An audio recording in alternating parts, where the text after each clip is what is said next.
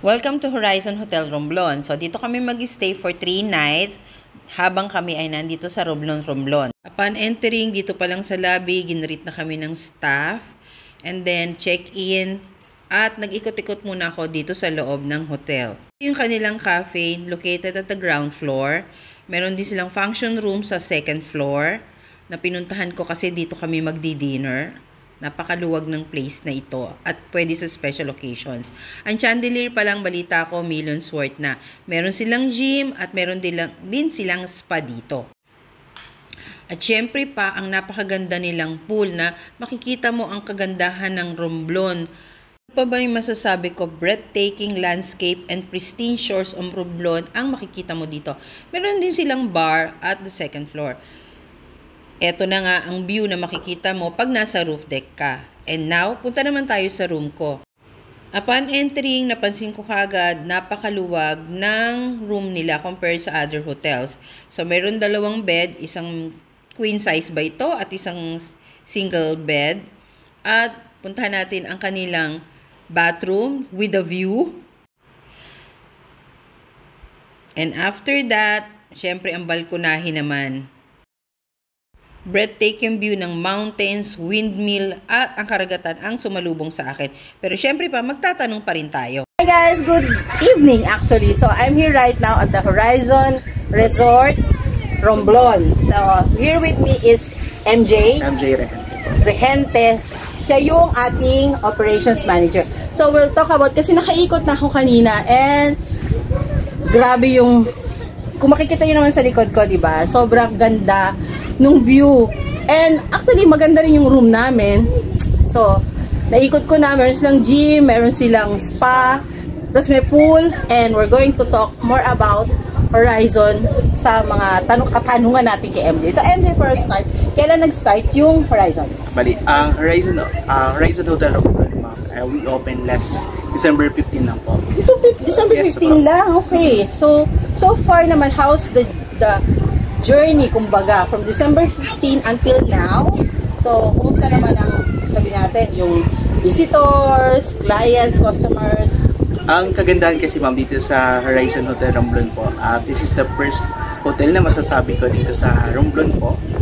Kasi common po dito sa atin is mga transient, mga apartment po. So, this is the first class. Oh, first class. Okay. First class hotel dito po sa Romblon. Then, ayan po, 21 rooms po tayo. 21 rooms, which is, ano yun, diba? Kasi diba, merong standard bed tayo, ma'am. Meron tayong deluxe, junior suite, suite room, tsaka family room. Family room. Affordability, magkano yung price range ng mga rooms natin? Meron po tayong mga barkada package po, ma'am. Kasi po, isa sa mga market dito sa Romblon po is yung mga barkada or mga island hopping po. Okay. So, ang rates po natin, ma'am, nag-start po from 2,000 per pax po yun. Sa rooms po natin is good for 4 to 5 person po. 4 to 5, including breakfast po, snacks, at saka dinner. Meron na po yun, ma'am. So, wala ka nang ano ito. Yes po. Kasama na. Sorry guys, medyo nagulat lang ako kasi normally, ang alam natin, pag nag-stay tayo sa mga hotel, it's only breakfast. Pero dito sa Horizon, they have the breakfast, the snacks, and the dinner. So, wala na lang lunch, marami naman dyan.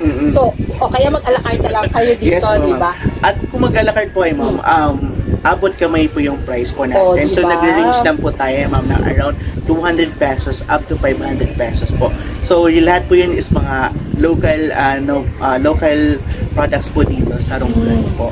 So, nabanggit mo yung packages. So, may mga ka-tie up naman kayo ng mga, di ba, island hopping, kagaya kanina, galing kami sa, ano ba to? Sa resort. Sa resort po. Oo, sa resort, ganyan. Or sa, hindi, yung Crest, ano ba to?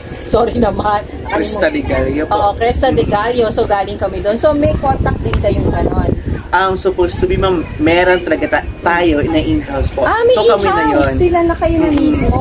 So, may this coming April po, ma'am, so magkakaroon na po tayo ng sariling van po yun. So, magkakaroon po tayo ng mga land tour dito. Land tour. Po. Then, may sarili po kaming package po tayo. Wow! Nagre-range lang po siya ng 800 per person po yun. Okay. Kasama na po dun yung mga entrance po, mga other fees po. Other fees. Tapos may van ka na. Tapos, yes po. po. Paano kung Then meron pa yun siya ma'am na lunch dito po. Merong set lunch tayo. May set lunch dito din sa Horizon. Dito na rin sa Horizon. So wala ka na palang wala kang problemahin ma'am. Opo. Oh my God. Pero guys, ang kwarto nila, believe me, mamaya papakita ko sa inyo. Ang laki niya. Yes po. Ilang square meter ba yan? Yung alam mo deluxe lang. po natin at saka standard po ma'am, nasa 30 square meter. Imagine 30 square meter. Po. So alam niyo ba guys, ang 30 square meter base sa Manila, studio type apartment yes, na. Correct ma'am. Opo. Diba? Kasi po yung nasa Manila din ako galing. So ganun kalaki yung nasa suite room na yun siya. Okay. So nag-range po siya ng around mga 15 to 20,000. Pero sa amin po, yun lang po yung range natin dito. Okay, eto naman. Kunyari ako ay backpacker, syempre no, si Starlight. Okay, si Starlight, ang mga barkada dumating through Starlight or through Lucena or Rojas City. So meron na ba tayong, kasi syempre mag-check-in sila dito. Meron na ba tayong parang sumusundo? Welcome committee. Yes may ma'am, van na as tayo. long na meron po tayong mag-arrange po kayo dito sa amin po.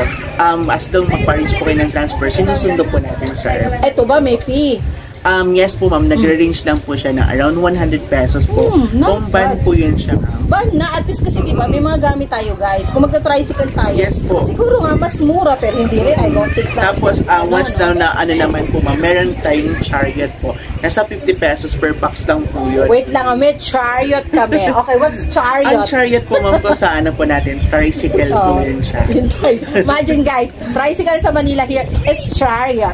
Chariot. So yun nga MJ. Oh, eto naman MJ. So just in case na for inquiries or reservations, saan sila pwedeng tumawag or Facebook account? Opo, meron po tayong Facebook page po ma'am. Horizon Hotel Romblon. Meron din po tayong Instagram, Horizon Hotel Romblon din po yung sa Instagram po natin. Then you can visit po our page po, www.horizonhotelromblon po. So, andun po makikita po lahat ng mga categories, amenities po, tsaka inclusions po natin, ma'am. So, ito naman tanong ko, since parang nakita ko naman may function room nga sila dito. So, do you accept special events? Yes po ma'am, we accept po mga corporate, like mga government po ma'am. So, very friendly po tayo sa government po ma'am. So, we have our PhilJobs registration po that we can accommodate sa function room natin ma'am. We can accommodate around 80 to 120% po ang kasya po dyan. So, kung makikita nyo pa lang kanina sa chandelier natin ma'am. Chandelier guys, pakikita ko sa inyo later. Ang chandelier po natin ma'am, nag-range po siya ng million. So, ito yung hotel na pinagmamalaki natin na hindi po talaga tinipid po. So, ito nga guys, just in case lang, pupunta kayo ng Romblon. So, Sibuyan Island, Romblon, San Agustin. So, do check out Horizon.